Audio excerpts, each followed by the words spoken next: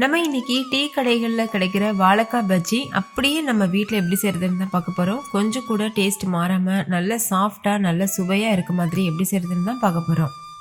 சூடாக டீ கூட வச்சு சர்வ் பண்ணுறதுக்கு ஒரு பக்காவான காம்பினேஷனாக இருக்கும்.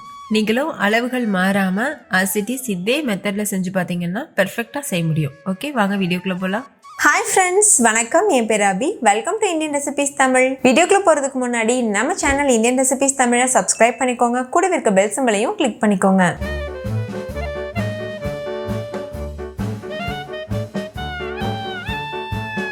ஃபஸ்ட் இந்த ரெசிபி பண்ணுறதுக்கு இது போல் ஒரு வாழைக்காய் சீவிர கட்டை எடுத்துக்கோங்க. நீங்கள் உருளைக்கிழங்கு சீவுறது வச்சுருந்தீங்கன்னா கூட யூஸ் பண்ணிக்கலாம். இதில் கொஞ்சமாக எண்ணெய் அப்ளை பண்ணிவிட்டு இதை அப்படியே ஒரு ஓரமாக வச்சுருங்க. அடுத்து வாழைக்காய் எடுத்துக்கோங்க. நான் ஒரு 5 வாழைக்காய் கிட்ட எடுத்திருக்கேன். இந்த வாழைக்காவோட மேல் பாகத்தையும் கீழ் பாகத்தையும் இந்த மாதிரி கட் பண்ணிடுங்க.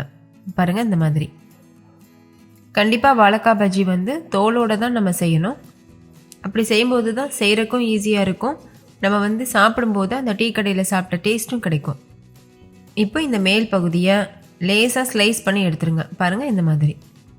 ஒரு பக்கம் மட்டும் எடுத்தால் போதும். அதுக்கப்புறமா நம்ம சீவ ஆரம்பிச்சிடலாம். நான் ஏற்கனவே சொன்ன மாதிரி தோலோடு தான் செய்ய போகிறோம். ஆனால் இந்த ஒரு பகுதியை மட்டும் லேசாக ஸ்லைஸ் பண்ணிவிட்டு ரிமூவ் பண்ண போகிறோம். பாருங்கள், இந்த மாதிரி. இப்போ நம்ம சீவிர கட்டை எடுத்து வச்சுருக்கோம்ல, அதில் சீவிரக்காய் ஸ்டார்ட் பண்ணிடலாம். இதில் இது போல் நம்ம எண்ணெய் அப்ளை பண்ணிட்டோம்னா சீவும் போது நம்மளுக்கு ஈஸியாக இருக்கும், சுலபமாக இருக்கும். அப்படி இல்லைன்னா சிக்கிற மாதிரி இருக்கும். இப்போ ஒரு பக்கம் மட்டும் தோல் எடுத்து வச்சுருக்க இந்த வாழைக்காயை இது போல் வச்சுட்டு சீவிக்கோங்க. நான் எடுத்துருக்க கட்டை நல்ல சைஸ் அட்ஜஸ்ட் பண்ணிக்கலாம். உங்களுக்கு திக்காக வேணும்னா திக்காக போட்டுக்கலாம், ஸ்லைஸ் தின்னாக வேணும்னா தின்னாக போட்டுக்கலாம். இந்த மாதிரி கட்டை இருந்துச்சுன்னா நீங்கள் வாங்கி வச்சுக்கோங்க. இது ரொம்ப யூஸ்ஃபுல்லாக இருக்குது. அதே போல் சீவுறக்கும் ரொம்ப ஈஸியாக இருக்குது. ஒருவேளை உங்ககிட்ட இது போல் கட்டை இல்லைன்னா நீங்கள் நார்மல் உருளைக்கிழங்கு சீவி கூட எடுத்துக்கோங்க. பாருங்கள், இந்த மாதிரி எல்லா வாழைக்காய்களையும் சீவி எடுத்துடலாம். இது நம்ம கை கட் பண்ணிடாமல் பார்த்து சீவணும். ஏன்னா இந்த கட்டை ரொம்ப ஷார்ப்பாக இருக்கும். வாழைக்காய் சீவிட்டு கடைசியாக ஒரு பகுதி வரும். இதுவும் நம்மளுக்கு தேவையில்லை, இதை நம்ம தூக்கி போட்டுடலாம். இப்போ நான் காமிக்கிற அளவாவது திக்னஸ் இருக்கணும். அந்த அளவுக்கு திக்னஸ் இருந்தால் தான் நீங்கள் மாவில் டிப் பண்ணி போடும்போது வளையாமல் இருக்கும். இப்போ எல்லா வாழைக்காய்களும் சீவியாச்சு. இப்போ மூடி போட்டு மூடிட்டு இதை அப்படியே ஒரு ஓரமாக வச்சுருங்க. இப்போ நம்ம பஜ்ஜி மாவு செய்யலாம். அதுக்கு ஒரு மிக்சிங் பவுல் எடுத்துக்கோங்க. அதில் 2 கப் அளவுக்கு கடலை மாவு சேர்த்துக்கோங்க. நான் யூஸ் பண்ணியிருக்க கப்போட அளவு 250 ml அளவு இருக்குது. இது கூடவே 3/4 கப் அளவுக்கு அரிசி மாவு சேர்த்துக்கோங்க. அதாவது பச்சரிசி மாவு சேர்த்துக்கோங்க.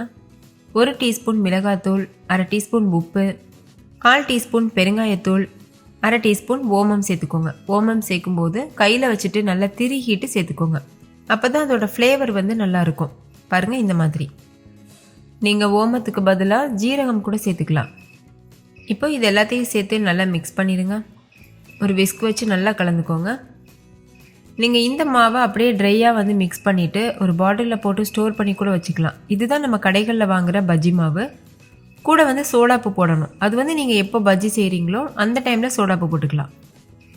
நான் இப்போ ஃப்ரெஷ்ஷாக தான் ப்ரிப்பேர் பண்ணிகிட்ருக்கேன். ஒருவேளை உங்களுக்கு வேணும்னா நீங்கள் இந்த மாவை அப்படியே நீங்கள் ஒரு ஏர்டைட்டான கண்டெய்னரில் போட்டு ஸ்டோர் பண்ணி வச்சுட்டு எப்போல்லாம் பஜ்ஜி செய்ய போகிறீங்களோ அப்போல்லாம் யூஸ் பண்ணிக்கலாம். இப்போ இந்த மாவு கூட 1 டேபிள் ஸ்பூன் எண்ணெய் சேர்த்துக்கோங்க. நான் ரிஃபைண்ட் ஆயில் தான் யூஸ் பண்ணியிருக்கேன். இது கூடவே தேவையான அளவுக்கு தண்ணி சேர்த்துக்கோங்க. ஃபஸ்ட்டு ஒரு கப் அளவுக்கு தண்ணி சேர்த்துக்கோங்க. அப்புறம் தேவைப்பட்டதுன்னா கொஞ்சம் கொஞ்சமாக சேர்த்து மிக்ஸ் பண்ணிக்கோங்க. இப்போ பஜ்ஜி மாவு கன்சிஸ்டன்சிக்கு நம்ம கலந்து எடுத்துக்கலாம். ஒரு விஸ்க் வச்சு கலந்துட்டிங்கன்னா உங்களுக்கு ஈஸியாக இருக்கும். நம்ம இதில் 1 ஸ்பூன் அளவுக்கு எண்ணெய் சேர்த்துருக்கோம்ல, அது எதுக்காக சேர்த்துருக்கோம்னா நல்ல ஒரு கிறிஸ்பி கிடைக்கிறதுக்காக தான் சேர்த்துருக்கோம். வெளிப்பகுதி கொஞ்சம் மொறுமொருவாக இருக்கும். அதுக்காக ஸ்டார்டிங்கில் இந்த மாதிரி திக்காக இருக்க மாதிரி இருக்கும். நீங்கள் கொஞ்சம் கொஞ்சமாக தண்ணி சேர்த்து கலந்துகிட்டே இருக்கும்போது நல்ல கரெக்டான பக்குவத்துக்கு வரும். ஆரம்பத்துலேயே நம்ம நிறைய தண்ணி சேர்த்துட்டோம்னா நம்மளுக்கு அளவு கரெக்டாக தெரியாது. மொத்தமாக எனக்கு 2.5 கப் அளவுக்கு தண்ணி செலவாச்சு. ஒரு மாவு பொறுத்து தண்ணியோட அளவு அதிகமாகவோ குறைவாகவோ தேவைப்படலாம். அதுக்காக தான் நம்ம குறைவாக சேர்த்து இப்போ செய்கிறது. இப்போ மாவு தண்ணி ஊற்றி கரைச்சாச்சு. இது கரெக்டான கன்சிஸ்டன்சி. இந்த ஸ்டேஜில் ஒரு 1/4 டீஸ்பூன் அளவுக்கு பேக்கிங் சோடா சேர்த்துக்கோங்க. சோடா உப்புன்னு சொல்லுவோம்ல, அந்த உப்பு தான் சேர்த்துருக்கேன். சேர்த்து நல்லா மிக்ஸ் பண்ணிடுங்க. கடைசியாக தான் சோடா உப்பு கலக்கணும். உங்களுக்கு கடைகளில் கிடைக்கிற மாதிரி ஒரு ரெட்டிஷ் கலர் வேணும்னா ஃபுட் கலர் கூட இந்த ஸ்டேஜில் நீங்கள் சேர்த்து மிக்ஸ் பண்ணிக்கலாம். நான் காஷ்மீரி மிளகாத்தூள் யூஸ் பண்ணியிருக்கிறதுனால அது ஆல்ரெடி கலர்ஃபுல்லாக தான் வரும். அதனால் நான் கலர் பொடி எதுவும் யூஸ் பண்ணலை. இப்போ நம்ம சீவி வச்சுருக்க வாழைக்காய் எடுத்துகிட்டு இந்த மாதிரி நல்லா மாவில் 2 பக்கம் படுற அளவுக்கு டிப் பண்ணிவிட்டு எண்ணெய் நல்லா சூடானதுக்கப்புறமா ஸ்டவ்வை மீடியம் ஃப்ளேமில் வச்சுட்டு எண்ணெய் உள்ளே சேர்த்துருங்க. இந்த மெத்தடில் பஜ்ஜி செஞ்சிங்கன்னா நீங்கள் செஞ்சிட்ருக்கும்போதே சாப்பிட்ருவாங்க, அவ்வளோ டேஸ்டியாக இருக்கும். டீ கடை ஸ்நாக்ஸ்லேயே எனக்கு ரொம்ப ரொம்ப பிடிச்சது வாழைக்காய் பஜ்ஜி தான். உங்களுக்கு என்ன டீ கடை ஸ்நாக்ஸ் பிடிக்கும்னு கமெண்ட்டில் சொல்ல மறந்துடாதீங்க. இதே போல் மீதி இருக்க எல்லா வாழைக்காயிலையும் நம்ம மாவு டிப் பண்ணிவிட்டு இது போல் சேர்த்துடலாம். உங்களோட கடாயோட சைஸ் பொறுத்து எந்த அளவுக்கு வாழைக்காய் ஒரே டைமில் சேர்க்க முடியுமோ அந்தளவு பார்த்து சேர்த்துக்கோங்க. ஸ்டவ் மீடியம் ஃப்ளேம்லேயே இருக்கட்டும், லோ ஃப்ளேமில் ஹை ஃப்ளேமில் மாற்ற வேண்டாம். நீங்கள் இந்த பேட்ச் நல்லா குக் ஆனதுக்கப்புறம் வெளியில் எடுப்பீங்கல்ல, அதுக்கப்புறம் வேணும்னா நீங்கள் ஹை ஃப்ளேமில் வச்சுட்டு ஒரு சூடுபடுத்திட்டு மறுபடியும் மீடியம் ஃப்ளேமில் வச்சுட்டு அடுத்த பேட்ச் நீங்கள் பொரிக்கலாம். பஜ்ஜி சாஃப்டாக வரக்கு நம்ம சோடாப்பூ கரெக்டான அளவில் சேர்க்கணும். அதே போல் எண்ணெயோட சூடு கரெக்டாக இருக்கணும். அப்போ தான் நம்மளுக்கு பெர்ஃபெக்டாக செய்ய முடியும். நீங்கள் ஒரு பேட்ச் செஞ்சு பாருங்கள். அப்போ உங்களுக்கு ரொம்ப சாஃப்டாக இல்லாமல் இருந்த மாதிரி இருந்ததுனாலோ இல்லை மொத்தமாக இருக்க மாதிரி இருந்ததுனாலோ நீங்கள் இன்னும் கொஞ்சம் எக்ஸ்ட்ராவாக சோடாப்பூ கொஞ்சம் தண்ணி சேர்த்து மிக்ஸ் பண்ணிவிட்டு அதுக்கப்புறம் மறுபடியும் போட்டு பாருங்கள். நான் சொல்லியிருக்க அளவு 5 வாழைக்காய்க்கு கரெக்டாக இருக்கும். அதே மாதிரி நான் சொல்லியிருக்க அளவில் சேர்த்திங்கன்னா 1/4 டீஸ்பூன் பேக்கிங் சோடா போட்டாவே உங்களுக்கு பெர்ஃபெக்டாக வந்துடும். ஒரு பக்கம் நல்லா வெந்ததுக்கப்புறமா 2வது பக்கம் திருப்பி விட்டுக்கோங்க. இந்த எண்ணெயில் இருக்க நுர சத்தம் இருக்குல்ல, அதெல்லாம் அடங்கிடுச்சுன்னா இது நல்லா வெந்துருச்சுன்னு அர்த்தம். அப்போ நம்ம வெளியில் எடுத்துக்கலாம். இப்போ பார்த்தீங்கன்னா தெரியும் எண்ணெயில் எவ்வளோ பபிள்ஸ் இருந்தது, அது எல்லாமே நல்லா அடங்கிடுச்சு. பஜ்ஜி சூப்பராக தயாராகிருச்சு. இப்போ இது நம்ம வெளியில் எடுத்துகிட்டு சர்வ் பண்ணிக்கலாம். உங்களுக்கு பார்க்கும்போதே தெரியும் அதோட டெக்ஸ்சர் கலர்லாம் எவ்வளோ பெர்ஃபெக்டாக இருக்குன்னு. டேஸ்ட் ரொம்பவே சூப்பராக இருந்தது. ஸோ மிஸ் பண்ணிடாமல் இந்த மெத்தடில் ஒரு டைம் செஞ்சு பாருங்கள்.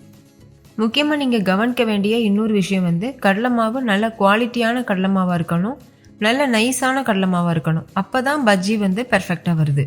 ஓகே, இதே மாதிரி மீத இருக்க எல்லா வாழைக்காய்களையும் நம்ம டிப் பண்ணிவிட்டு ஒவ்வொரு பேட்சாக பொரித்து வெளியில் எடுத்துடலாம்.